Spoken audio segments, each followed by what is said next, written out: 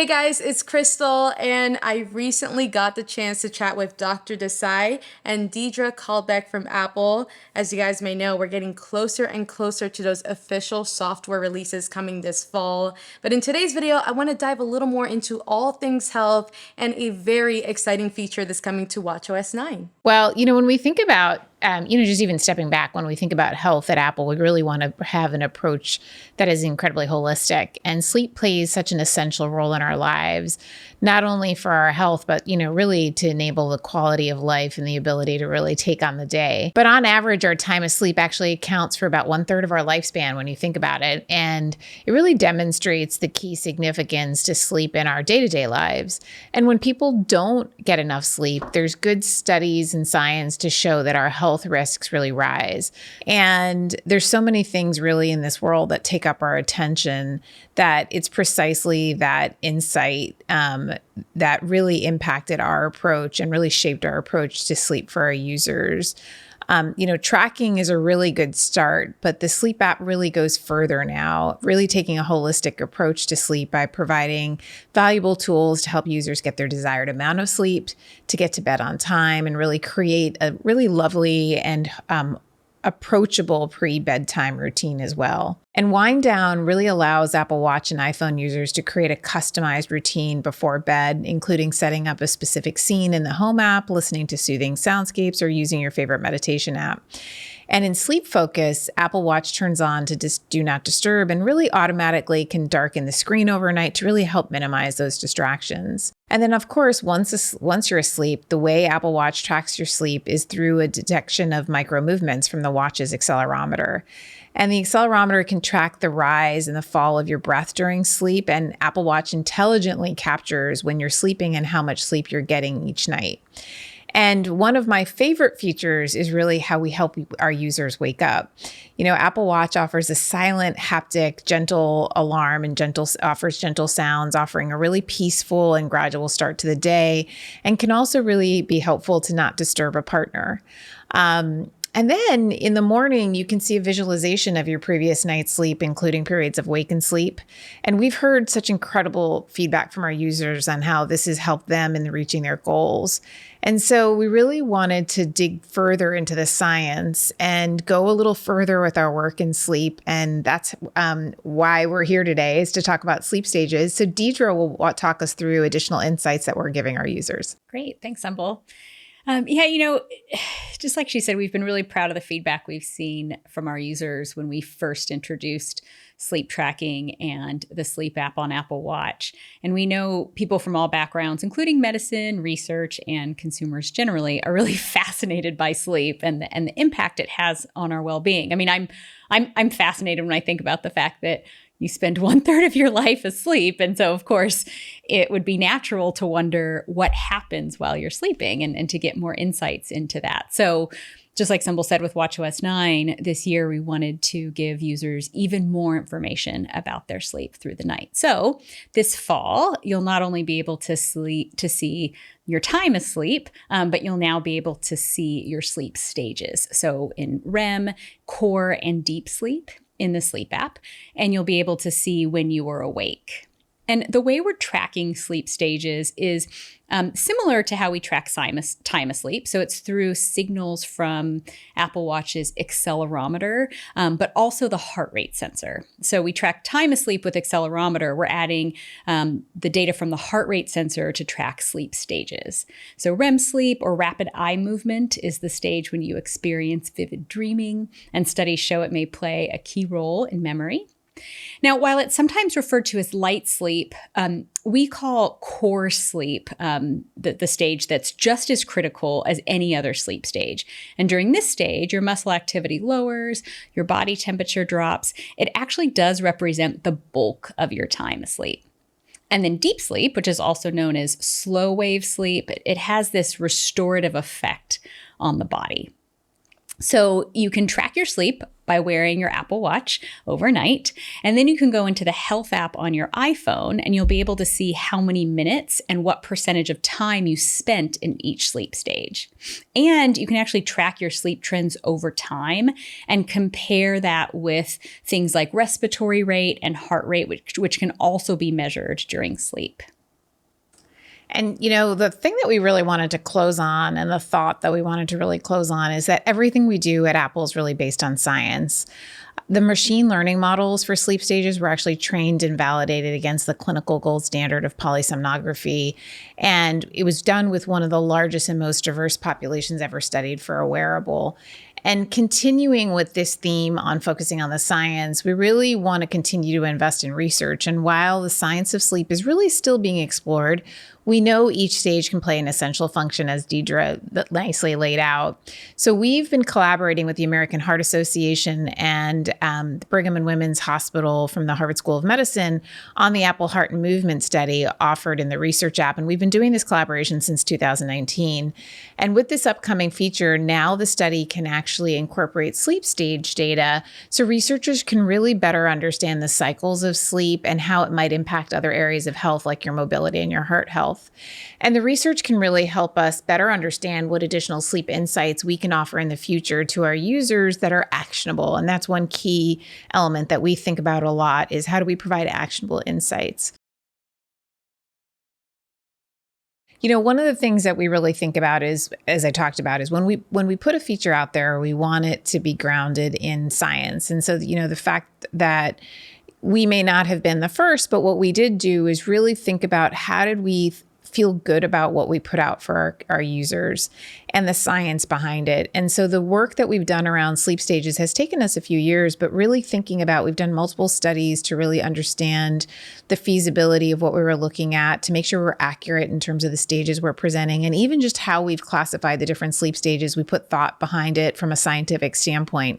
So for us, it's really important to make sure that we can stand behind what we do from a scientific lens, and we are really proud to do that with sleep stages. Deidre, do you have anything to add?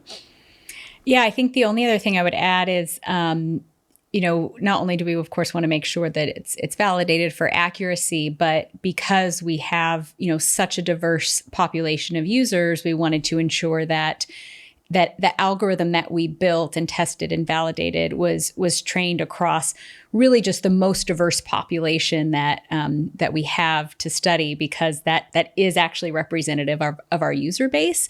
And so that's really the only thing I would add, is just to note that the algorithm that we use in sleep stages was trained and validated across the largest and most diverse population ever studied for a wearable. And we're proud of that and very excited to offer this to users this fall. Love to see it. I'm so excited for it. I think all these software updates just make our watches feel like, for somebody who's using a Series 5 or Series 4 before, that just makes us feel fully brand new. And as an overall question, what has been like your favorite health feature to work on thus far, especially in the more later years? I know this is a huge one, but is there any other little insights you can give in terms of overall health? There's a lot of great things that we've done over the years. And I think what's really powerful about the health app is that now you have health data from various sources, right? You can get health data just from using your iPhone. And so there's features like walking steadiness, and which is really just simply by walking with your iPhone, you can get insight into your mobility. But then there's all the features that we have around, now sleep, of course, and cycle tracking and hearing, and with third-party apps and devices, you can, of course, get additional health data. So what we wanted to do with actually a feature that we introduced last year called Trends, this was available with iOS 15, was to make all of this health data that's now available in your health app more meaningful, and proactively offer you insights into your health trends over time. And so I think for me, that's one that has become one of my favorites, because I know that if there is a change in my health data that is statistically meaningful, and actually the team worked very closely with Sumbul's clinicians to ensure that these trends were clinically relevant and something that a user may want to pay attention to, that the health app will notify me. So the health app will say, there's a new trend you might want to look at. It's, maybe a change in a certain area of health over time. And what's been great actually is I often get positive trends, like, oh, you've been working out more, you've been getting more sleep, or you have been exercising more. And so I think that's just been really a favorite feature of mine. I can actually see some of that growth over time. And the other thing that's really important about trends is it's really that focus on the longitudinal. Like, health is not a sprint, it's a marathon. And really longitudinally looking at your trends over a period of time can be really powerful to impact your health overall. One of my favorites is cardio fitness. And the reason it's one of my favorites is, one, from a science standpoint, the American Heart Association came out and said it would be great for cardio fitness to be used to be able to really kind of classify what your overall health risk is for, for conditions or mortality over time. And one of the things that we love about it is it's traditionally a test that's done in the clinic, and it's actually it's a pretty complicated and uncomfortable test to do in a clinic, but we've brought it right to your wrist. And the reason I love cardio fitness is you really see it day to day play out for you. Like, I recently had a knee injury and I noticed my cardio fitness decrease. And now as I'm rehabbing, I kind of have a nice goal to get back to. So it really can also serve as that actionable insight where you can actually integrate it into your approach and think about how you're training to achieve certain goals. And so for me, it's, such a great example of one that's grounded in science. There's scientific basis of why it's an important metric. And you can actually it's an actionable insight that you can do something with and actually work towards improving your overall health. So that's one of my overall favorites. And it all ties together. It's so cool to hear. It's cool to hear you mention that one, actually, because that's something that I've been closely monitoring for the past, I would say few years. I'm like, oh, I didn't know that this metric was readily available. And, like you said, health all ties together. The amount of sleep we all get all ties together into all this. So cardio fitness is a cool one, actually. I similarly, did notice a little drop in mine during the pandemic. I'm like, maybe I should start moving more and get that up again. So it's cool. It's very cool to see that. I noticed that too. When I was sitting more, I noticed a decrease, and that kind of motivated me to start moving again. So that's what's so powerful about that one. So that's one of my favorites. Exactly. And do you guys want to give any insights into also, because I know there's so many health features to talk about, and sleep is one of the big ones coming to WatchOS 9, but is there any tie-ins with medications and just all of that? It's another important one that I think I'm very excited about personally, with family members and monitoring their overall health. So I'd love to hear your thoughts on all of that as well. With medications, we're very excited to bring medications to users.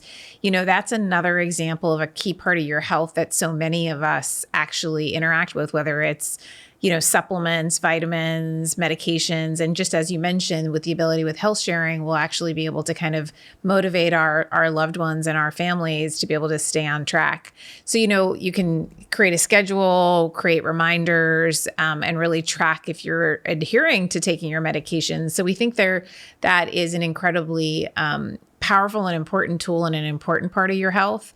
But there's two other elements that I think are really important about medications that we're excited about. Is one, it's just, the education around what the medication is and why you take it, bringing it in a simple and understandable way is something that is really helpful, because when you're in the doctor's office, you sometimes don't always, you're listening obviously, but when you go home, you're processing, and that is a nice opportunity for you to go back and get more information all in one place around the medications you're taking. And the other is interactions. We provide the ability to look at interactions with common over-the-counter medications to other medications you may be taking.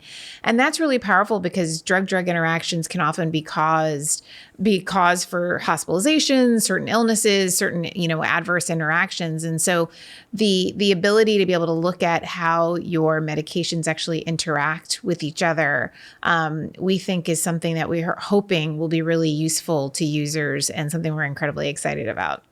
The aspect of medications I think that I'm also personally excited about is the ability to have my loved ones that I tend to be caring for to share their information with me, so that I can ensure that they are adhering to the medications that they're supposed to be taking on a daily basis.